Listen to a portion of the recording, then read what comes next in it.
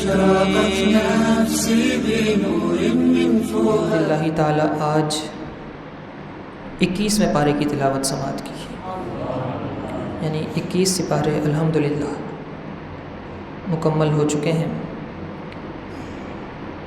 20ویں پارے میں سورہ قصص کے اندر اللہ تعالیٰ نے قارون کا قصہ بیان فرمایا ہے۔ حضرت موسیٰ علیہ السلام کا رشتہ دار تھا۔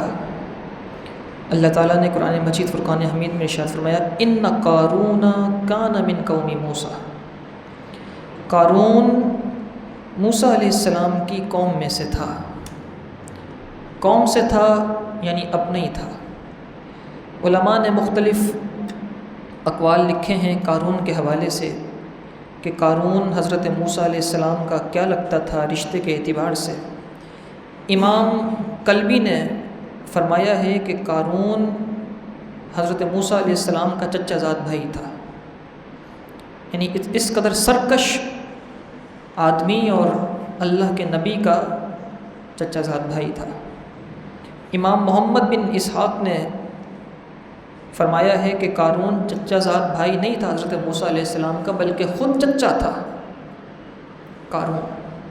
اور حضرت عبداللہ ابن عباس رضی اللہ تعالیٰ عنہ نے فرمایا ہے کہ قارون حضرت موسیٰ علیہ السلام کی خالہ کا بیٹا تھا۔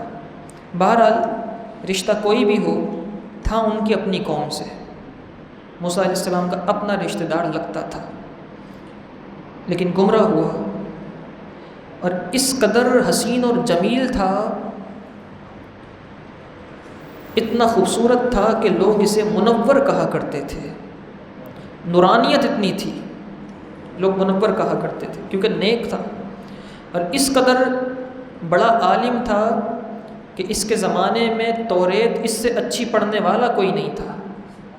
اتنا بڑا توریت کا قاری تھا اور اتنا بڑا توریت کا سمجھنے والا تھا۔ بلکہ علماء نے یہاں تک لکھا کہ وہ 70 لوگ جنہوں نے اللہ تعالیٰ کے کلام کو سنا، ان 70 لوگوں میں قارون بھی شامل تھا۔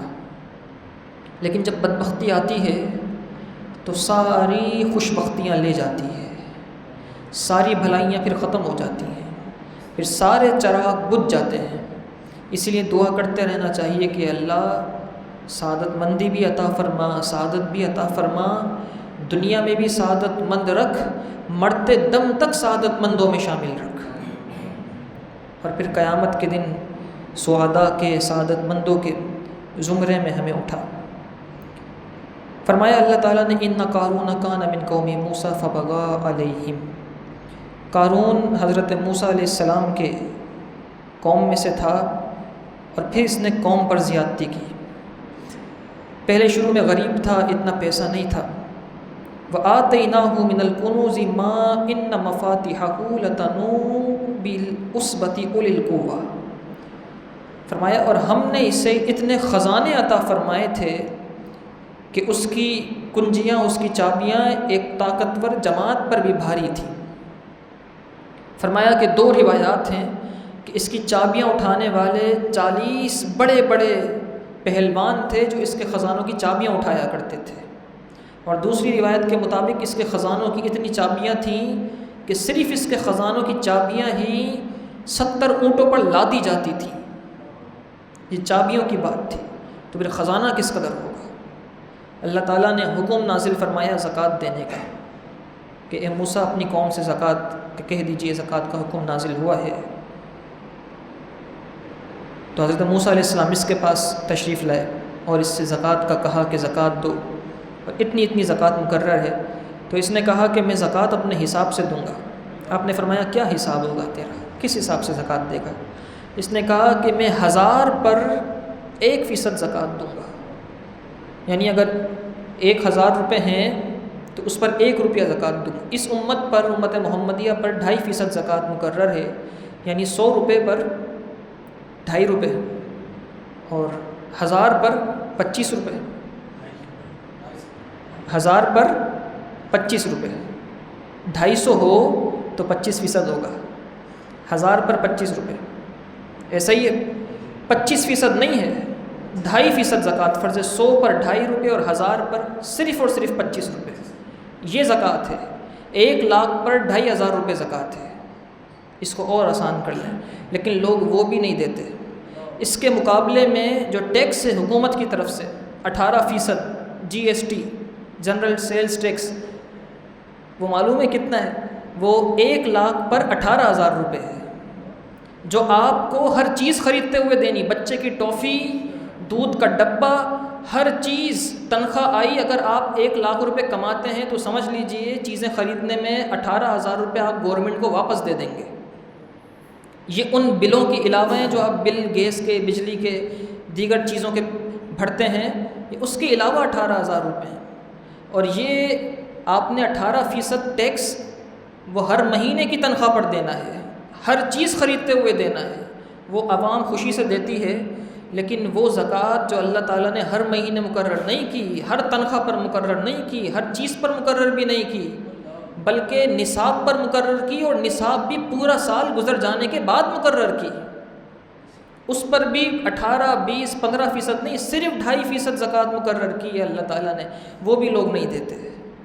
اس میں بھی لوگ پوچھتے ہیں کہ ہیلا کر لوں، یوں کر لوں، وہ کر لوں۔ اپنے بھائی کو دی جا سکتی ہے، لیکن کوئی میرا بھائی ہے زکوٰۃ کا مستحق بنتا نہیں ہے، لیکن دل چاہتا ہے کہ اس کو دے دوں تو میری رشتہ داری اس سے بڑھ جائے گی، اس کو دے دوں۔ کیوں دے دوں؟ اگر وہ مستحق نہیں ہے تو اپنے بھائی کو اپنے پاس سے تحفہ دیں، زکوٰۃ مستحقین تک پہنچائیں، جو ہیں انہیں دی جائے۔ لیکن مسجدوں کے لیے اگر کہہ دیا جائے کہ مسجد میں بلب فیوز ہو گیا ہے یا کوئی کام مسجد میں کرانا ہے، تو لوگ پوچھتے ہیں مسجد میں زکوٰۃ لگ سکتی ہے، تاکہ اللہ کے گھر میں بھی اپنی جیب سے نہ جائے، وہ جو زکوٰۃ فرض ہے بس وہی دے کے جان چھڑا دیں، وہی دے کے جان چھڑا دیں۔ تو وہ 2.5% زکوٰۃ بھی ہماری جیبوں سے نکلتی نہیں ہے۔ اس نے کہا 2.5% نہیں، بلکہ 1000 پر 1%۔ ہماری تو 1000 پر 25 روپے ہے، 1000 پر 1 روپے کی زکوٰۃ، 1% زکوٰۃ میں دوں گا۔ حضرت موسیٰ علیہ السلام نے فرمایا ٹھیک ہے، جو زکوٰۃ تو دینا چاہتا ہے اتنی ہی زکوٰۃ دے۔ اس نے حساب کتاب لگایا تو وہ 1% بھی بہت بڑی رقم بنتی تھی۔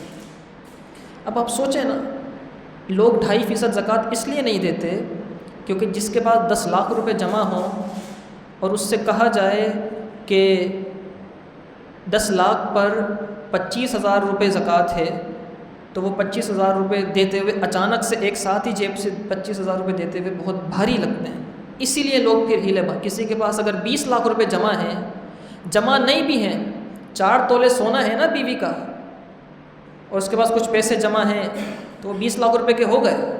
ان 20 لاکھ پر 50,000 روپے زکوٰۃ دینی ہے، تو 50,000 روپے نکالتے ہوئے بہت سوچ میں مبتلا ہو جاتا ہے کہ یہ نہ جانے کیا ہو گیا، جبکہ اسے یہ معلوم نہیں ہوتا کہ پچھلے سال یہی سونا 3.5 لاکھ کا تھا، اس سال اسی سونے پر 1 تولے پر اگر 1.5 لاکھ بڑھے تو 4 تولے پر 6 لاکھ روپے بڑھ گئے۔ وہ سونا جس پر بیٹھے بیٹھے 6 لاکھ روپے کما لیے، رب کہہ رہا ہے کہ اس پر اگر 50,000 روپے زکوٰۃ دی جائے تو وہ دیتے ہوئے کہتے ہیں کہ پیسے ہی نہیں ہیں، کیا سونا بیچ کر دیں؟ اتنی سخت تو شریعت نہیں ہو سکتی۔ 6 لاکھ روپے کا منافع نظر نہیں آتا، 50,000 روپے کی زکوٰۃ نظر آتی ہے، اور وہ منافع بھی بیٹھے بیٹھے ہوا نا۔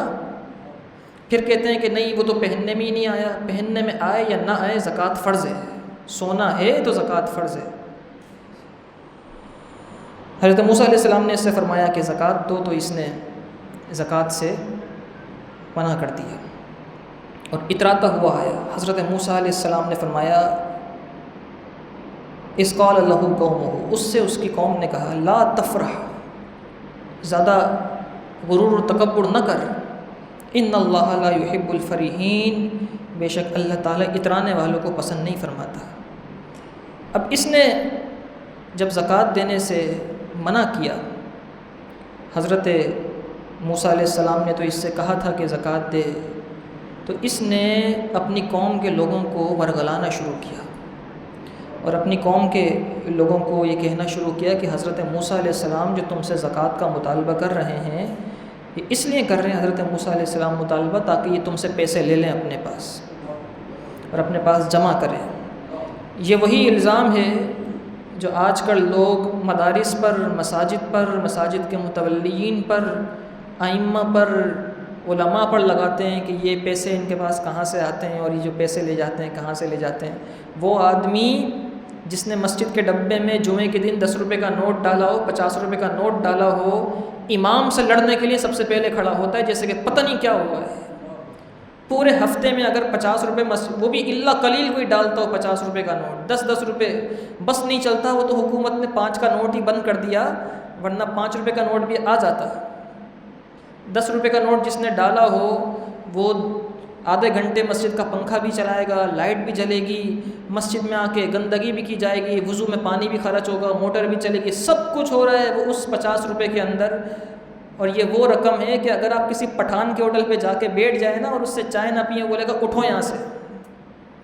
مسجد والا کبھی نہیں اٹھاتا۔ اگر مؤذن نے کہہ دیا کہ مجھے مسجد بند کرنی ہے، ذرا تھوڑی دیر کے لیے چلے جائیں، مجھے بھی کام ہے، تو لڑنے کے لیے آ جائیں گے کہ مؤذن نے مجھے مسجد سے اٹھایا کیسے، اللہ کا گھر ہے، یہ ہے وہ ہے، پتہ نہیں کیا کیا باتیں۔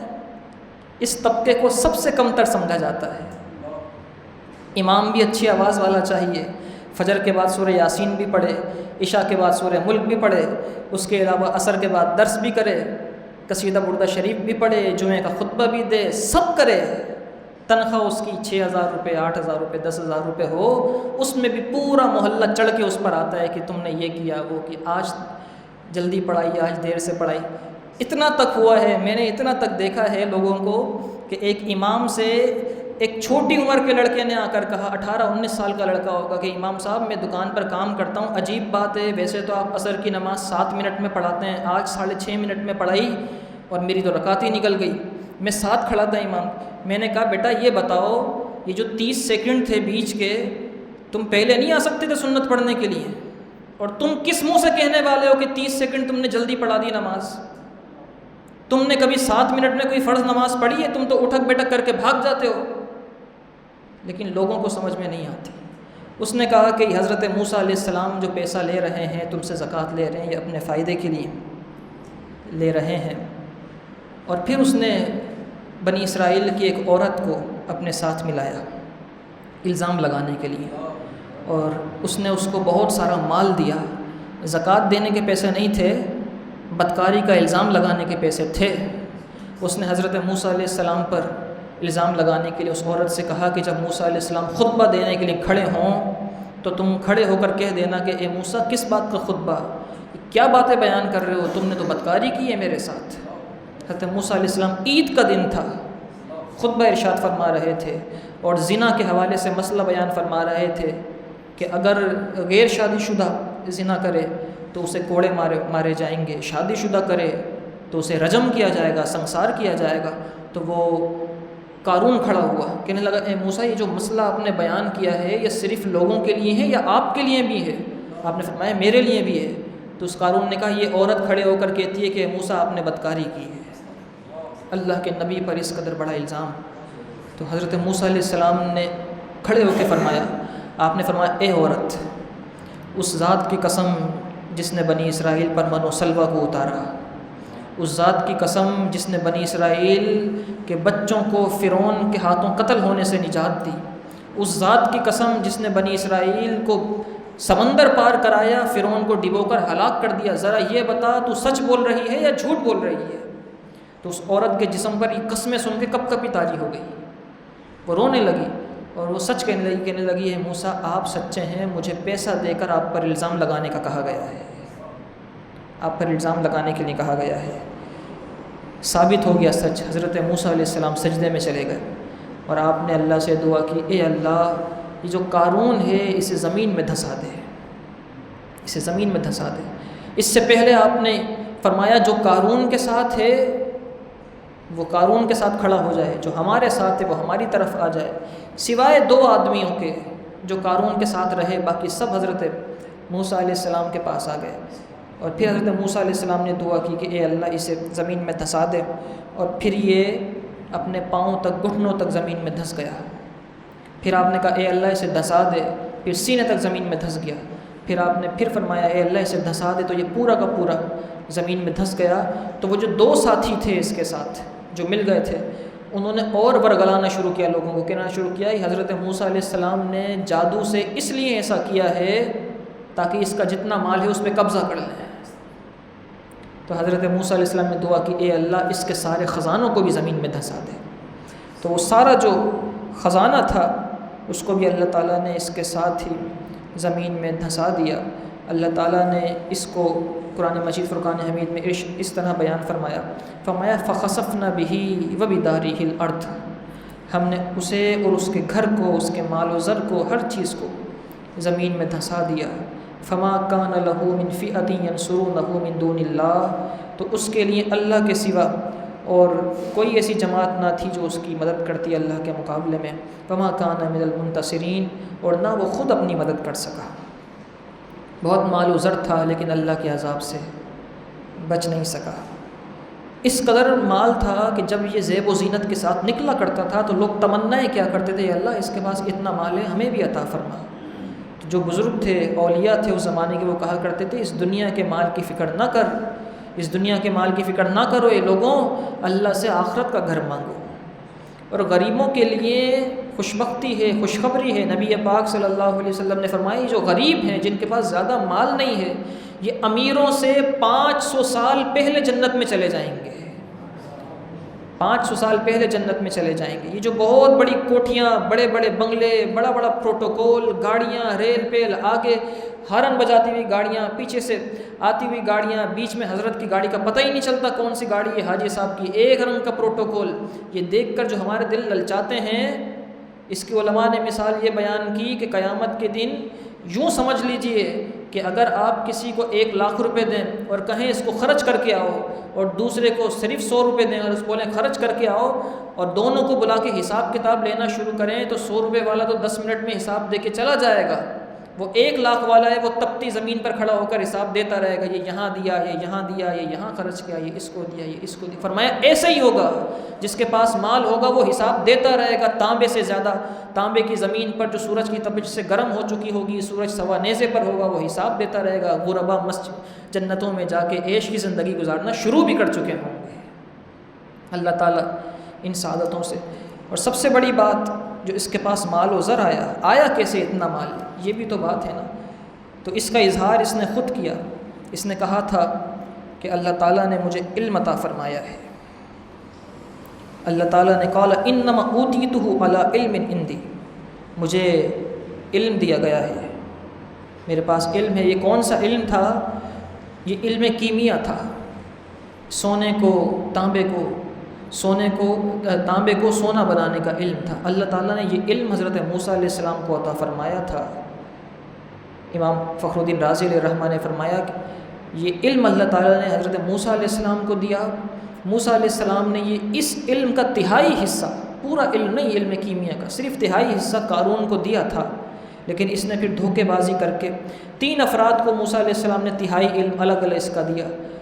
اس نے وہ علم جو تہائی تھا وہ بھی حاصل کیا، اور بقیہ 2 لوگوں کے پاس جو علم تھا ان سے دھوکے بازی کر کے وہ علم حاصل کر کے کیمیا کے ذریعے سے مال و زر بنانا شروع کیا، اور پھر جب زکوٰۃ دینے کی باری آئی تو زکوٰۃ دینے سے پلٹ گیا، منہ پھیر گیا۔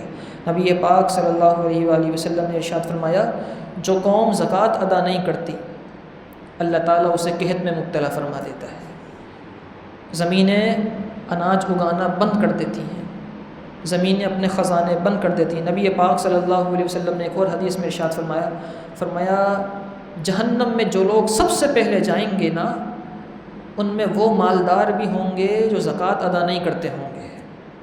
سب سے پہلے ایسے مالداروں کو جہنم میں گھسیٹ کر اللہ تعالیٰ لے جائے گا۔ ایک اور حدیث میں نبی پاک صلی اللہ علیہ وسلم نے ارشاد فرمایا، مفہوم حدیث ہے، یہ جو مال ہے، سونے چاندی جو جمع کر کر کے لوگ رکھتے ہیں اپنے پاس، زکوٰۃ نہیں دیتے، قیامت کے دن ان کا سونا اور چاندی پگھلایا جائے گا، اور اس سے ان کی پیشانیوں کو، ان کے پہلوؤں کو داغا جائے گا۔ پھر جب یہ ٹھنڈا ہو جائے گا پھر آئیں گے، پھر فرشتے ان کی پیشانیوں کو داغیں گے، پھر پہلوؤں کو داغیں گے۔ اس طریقے سے یہ سلسلہ چلتا رہے گا، اور پھر وہ لوگ، جانوروں کی بھی زکوٰۃ ہوتی ہے، 40 بکریوں پر 1 بکری۔ ہمارے جو مویشیوں کا کام کرنے والے لوگ ہیں انہیں معلوم بھی ہوتا ہے بعض اوقات اس چیز کا کہ کتنے جانوروں پر کتنی زکوٰۃ ہے۔ شہری لوگوں پر تو زکوٰۃ نہیں ہوتی، کس کے پاس ہیں 40 بکریاں کہ وہ اس کی زکوٰۃ دے، اور پھر وہ 40 بکریاں فری کی چراگاہوں میں چرتی بھی ہوں، اس کے بڑے حکامات ہیں۔ تو جو جانوروں کی زکوٰۃ نہیں دیتے ان کے بارے میں رسول اللہ صلی اللہ علیہ وسلم نے فرمایا قیامت کے دن ان کے یہ اونٹ، یہ بیل لائے جائیں گے، دوڑائے جائیں گے، اور جس کا مال تھا وہ زمین پر لیٹا ہوگا، اس کو رونتے ہوئے چلے جائیں گے، پھر دوبارہ آئیں گے، پھر رون دیں گے، پھر اپنے سینگوں سے ماریں گے، پھر اٹھا کے پھینکیں گے، یہ سلسلہ چلتا رہے گا، اور ان سے کہیں گے ہم تیرا وہ مال ہیں جس کی تو زکوٰۃ نہیں دیا کرتا تھا۔ نبی پاک صلی اللہ علیہ وسلم نے ارشاد فرمایا جو زکوٰۃ دے دیتا ہے، مفہوم حدیث ہے، اور اپنے زکوٰۃ کے مال کو اپنے حلال مال سے جدا کر دیتا ہے، اس کا حلال مال محفوظ ہو جاتا ہے۔ ایک اور حدیث میں جان عالم صلی اللہ علیہ وسلم نے فرمایا صدقہ دینے سے مال کم نہیں ہوتا، جو کسی کا قصور معاف کر دے اللہ اس کی عزت بڑھا دیتا ہے، اور جو اللہ کے لیے جھک جاتا ہے، عاجزی کر لیتا ہے، اللہ اسے بلند و بالا فرما دیتا ہے۔ بہت ساری احادیث طیبہ ہیں۔ حضرت عبداللہ ابن عباس رضی اللہ تعالیٰ عنہ نے عرض کی یا رسول اللہ اس شخص کا کیا حکم ہے جو نمازیں پڑھے لیکن زکوٰۃ نہ دے؟ حضور نے فرمایا ایسے شخص کی نماز قبول نہیں ہوتی۔ حضرت حکیم الامت مفتی احمد یار خان نعیمی رحمۃ اللہ تعالیٰ علیہ نے اس کی مثال بیان کی۔ ہم جب کسی کو یہ حدیث سناتے ہیں نا کہ صدقہ دینے سے، زکوٰۃ دینے سے مال کم نہیں ہوتا، تو وہ حساب کتاب لگانے بیٹھ جاتا ہے کہ یار پیسے تو کم ہوتے ہیں، جمع پونجی میں سے پیسہ چلا جاتا ہے۔ تو حضرت مفتی احمد یار خان نعیمی رحمۃ اللہ تعالیٰ نے اس کی بڑی اچھی مثال بیان فرمائی ہے۔ وہ کہتے ہیں کہ زکوٰۃ دینے سے، صدقہ دینے سے، فطرانہ دینے سے مال اس طرح کم نہیں ہوتا جیسے کسی کو اللہ تعالیٰ بیج عطا فرمائے بہت سارے، اور وہ ان بیجوں میں سے کچھ بیج زمین میں بو دے، کچھ عرصے کے بعد ان بیجوں سے پودا نکلے گا، وہ درخت بنے گا، درخت کی ایک درخت کی ہزاروں شاخیں ہوں گی، ہر شاخ پر پھل لگے گا، ان پھلوں میں سے بیج نکلیں گے۔ تو فرمایا جتنے بیج اس نے بوئے تھے وہ سارے کے سارے بیج تو ایک ہی پھل سے نکل آئیں گے، باقی سارے درخت اور ان کے سارے پھل تو اللہ کی طرف سے انعام ملے گا اسے۔ پھر جب اسے یہ سب مل جائے گا تو پھر وہ سوچے گا کاش میں سارے ہی بیج بو دیتا، سب کچھ ہی اللہ کی راہ میں دے دیتا۔ تو فرمایا یہی مثال ہے اس حدیث کو سمجھنے کے لیے کہ صدقے سے مال کم نہیں ہوتا۔ فرمایا اس سے اچھی مثال نہیں ہو سکتی کہ بیج زمین میں بو دو، ایک بیج بو گے اللہ اس کے بدلے تمہیں لاکھوں بیج عطا فرما دے گا، سینکڑوں پھلوں سے ہزاروں لاکھوں بیج نکل آئیں گے، وہ ایک بیج کے بدلے اللہ دے گا۔ اسی لیے تو اللہ نے فرمایا کہ جو اس کی راہ میں دیتا ہے فی کل سنبلۃ مئۃ حبۃ، وہ 700 تو ایک کے بدلے دیتا ہی ہے، وہ 700 اس کے حساب سے 700 ہے، ہمارے حساب سے 700 نہیں ہے، اس کے حساب سے 700 ہے۔ اس کی مثال یہ سمجھیں قیامت کا دن اس کے حساب سے ایک دن ہے، ہمارے حساب سے 50,000 سال کا دن ہوگا، اس کی گنتی وہ الگ ہی ہے، اپنی شان کے مطابق عطا فرمائے گا۔